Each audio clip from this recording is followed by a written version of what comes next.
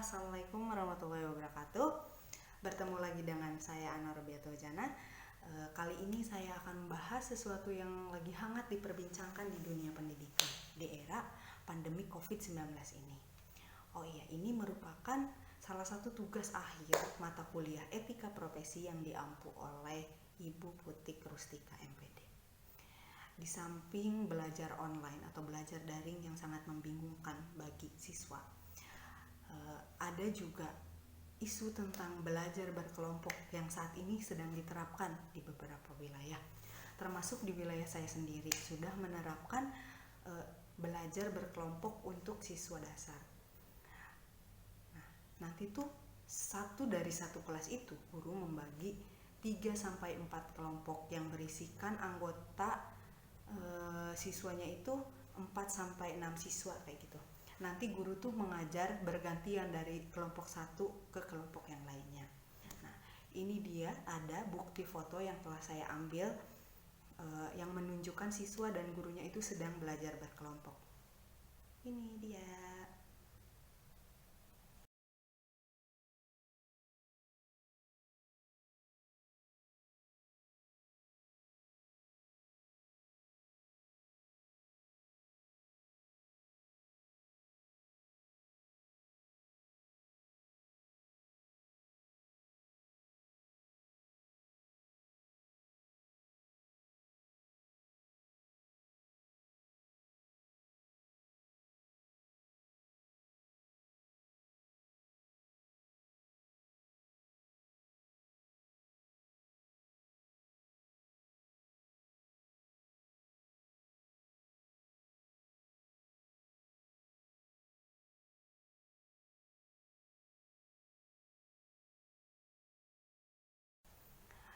Nah, bisa kita lihat kan di situ tuh media yang digunakan tiap kelompoknya itu berbeda.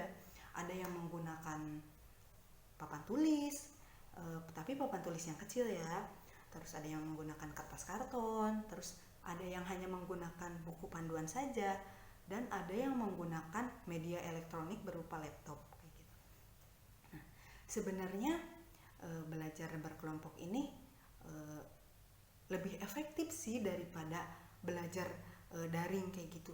Soalnya kalau belajar daring itu nggak bisa kekontrol sama gurunya, walaupun emang bisa dikontrol sama orang tuanya, tapi tuh untuk di wilayah saya sendiri tuh belajar daring itu kayaknya masih kurang efektif. Lebih efektif belajar kelompok kayak gitu, karena belajar kelompok itu udah terjadwal dari jam segini sampai jam segini kayak gitu tuh. Nah, bisa diawasi oleh gurunya juga kayak gitu, tidak main-main kayak gitu. Nah, lebih positifnya lagi, belajar kelompok itu si siswanya lebih mengerti, kayak seakan-akan itu tuh lagi KBM biasa kayak gitu tuh. Kalau belajar daring kan cuma menggunakan media handphone atau laptop kayak gitu, yang sarana dan prasarananya masih kurang memadai sih di daerah saya sendiri kayak gitu tuh.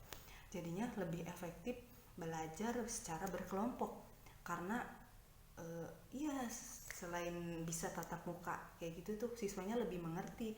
Namun negatifnya itu atau kekurangannya itu, si gurunya itu lebih capek kerjanya, berlipat-lipat kayak gitu, harus pindah dari satu rumah ke rumah lain untuk mengajar kayak gitu tuh, dan itu tuh memakan waktu sekali. Maka dari itu saya harap pandemik ini tuh cepat berlalu biar kita tuh bisa hidup secara normal lagi. Emang sih sekarang udah new normal kayak gitu tuh, sudah membiasakan diri, tapi bayang-bayang atau pandemik ini tuh masih sangat masih ada di sekitar kita gitu. Kita tuh nggak tahu kita terkena atau enggak kayak gitu.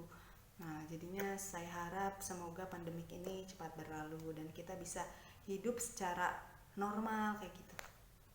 Terima kasih, itu yang bisa saya sampaikan.